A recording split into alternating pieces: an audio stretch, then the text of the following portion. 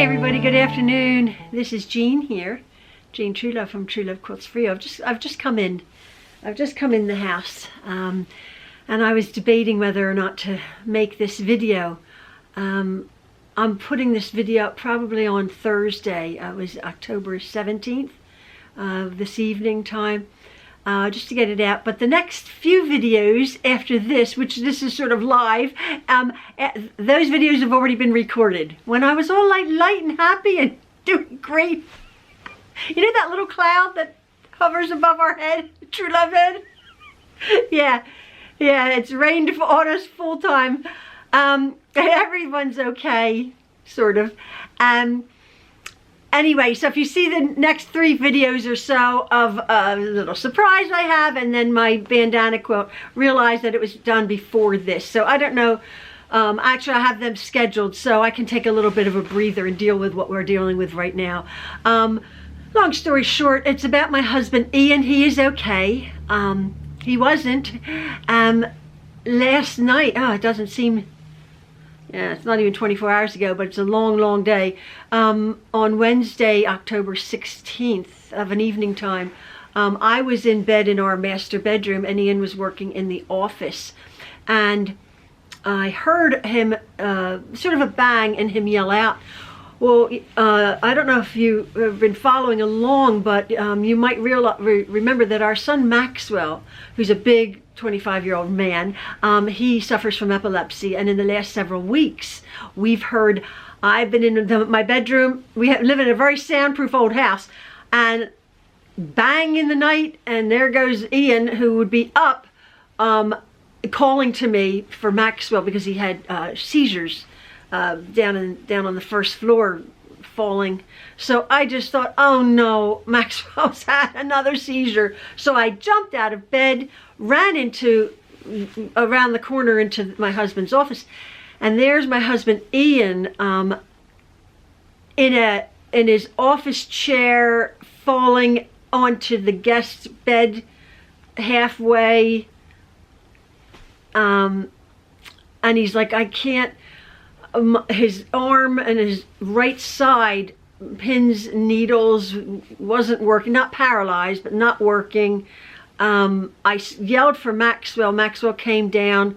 I noticed my husband's right eye, his pupil was extremely dilated, and Maxwell thought his mouth was drooping, maybe or maybe not, but immediately we got him up on the chair, and he had zero grip and just was not well, very flushed. I immediately took his blood pressure and it was through the roof.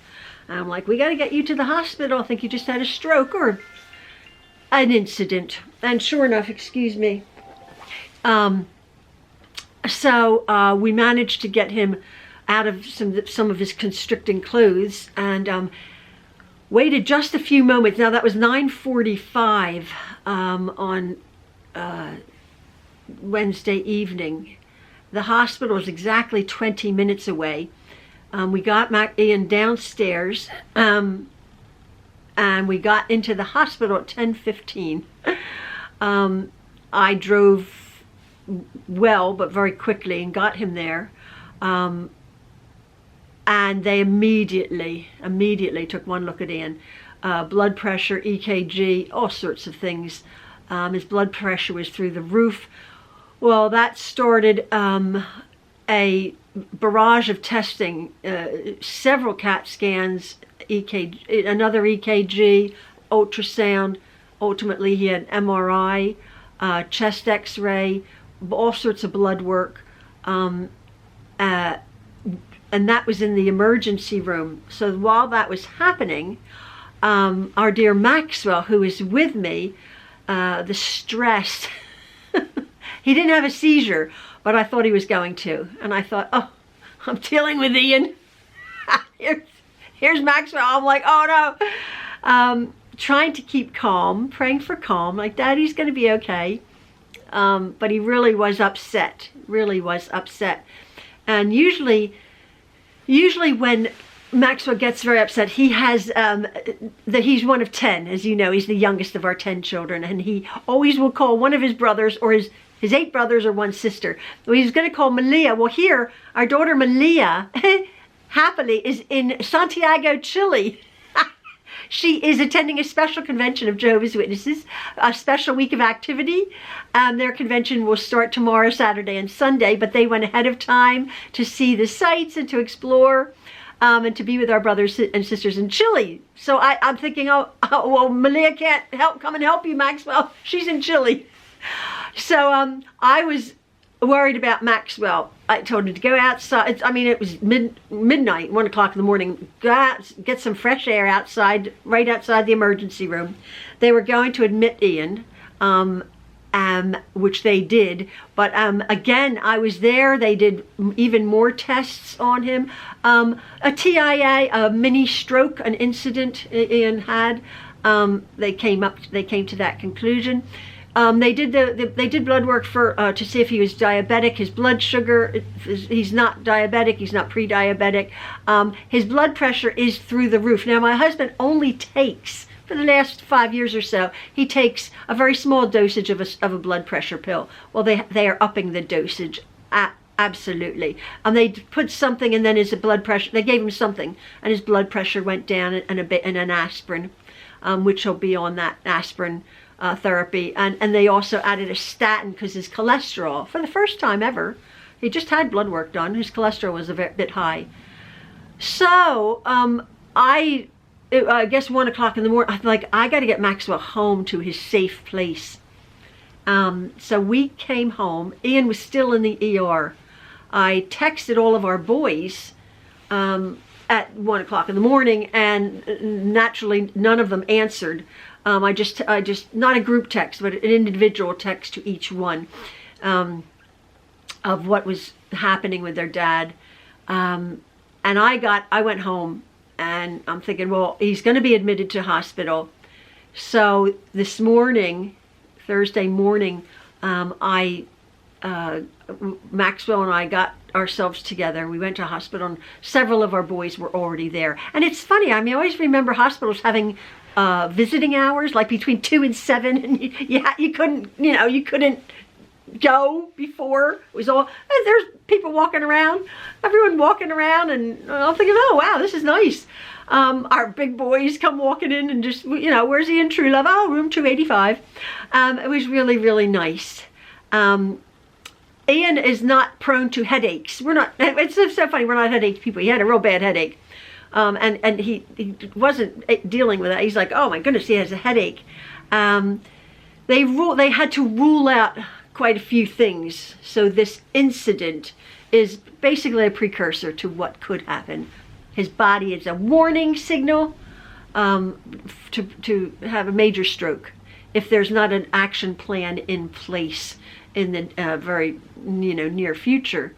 They did a barrage of tests, the swallowing test, a chewing test to see, because his brain is attached to the chin bone. The chin bone's attached to, they did all sorts of things. This specialist came in, that specialist came in. All the while they were monitoring his blood pressure, and it was high. It was high. So I'm like, well, we got really high blood pressure, which is not good. But his heart is okay. They did an ultrasound, and there's no like hardening of the arteries. There's no calcification there.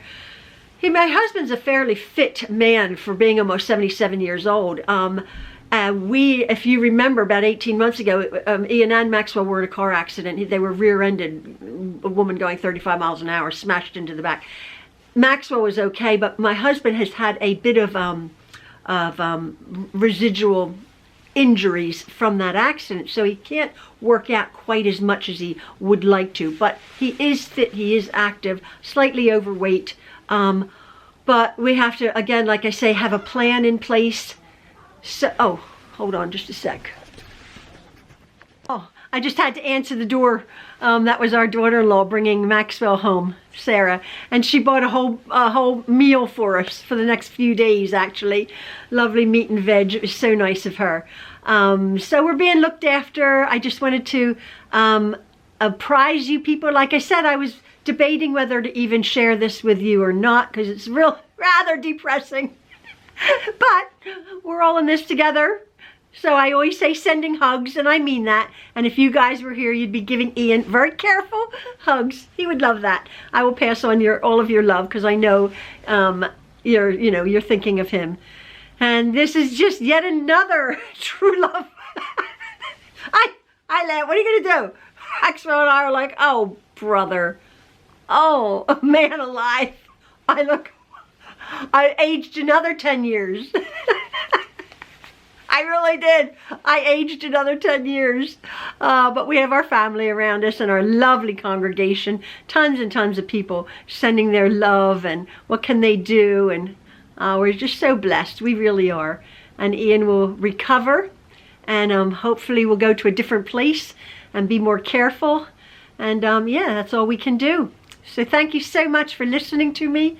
And sending your prayers and your concern to my dear Ian. Dear guy. Yeah, he doesn't deserve this. Doesn't like being in the hospital. He's been in the hospital maybe once in 76 years. He's quite amazing. Anyway, love you guys. Thank you again. Love from the Trueloves. Bye-bye.